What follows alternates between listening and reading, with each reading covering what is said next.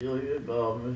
Barillon, avec un petit secrétaire qui s'appelait Brard, un ingénieur de génie maritime, et moi-même dedans. Nous recevions des propositions d'inventaires. Alors, dans ce service, j'ai eu l'occasion de prendre une initiative, comme si j'étais un inventeur moi-même.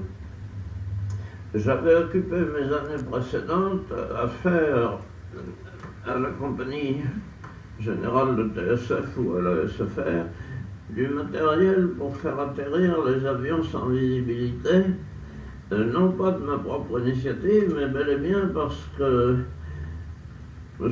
Dora de la compagnie Air Bleu, l'illustre Dora des lignes aéropostales, faisait une pression considérable pour qu'on ait du matériel permettant l'atterrissage sans visibilité. Bon, alors,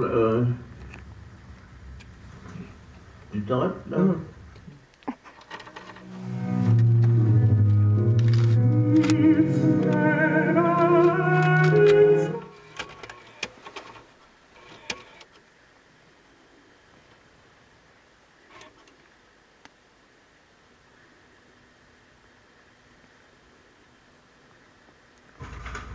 Ce que nous venons de dire me conduit à parler de l'attitude des divers gouvernements qui se sont succédés sous la 4e République, attitude vis-à-vis de l'énergie nucléaire et surtout vis-à-vis de l'armement atomique.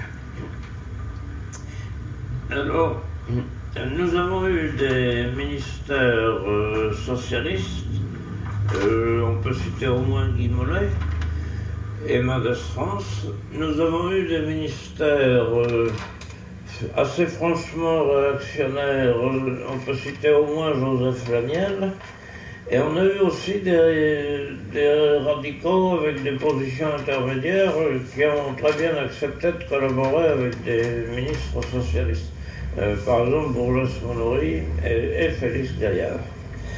L'attitude de tous ces ministres a été très différente quand on est venu leur demander de l'argent pour développer l'énergie nucléaire.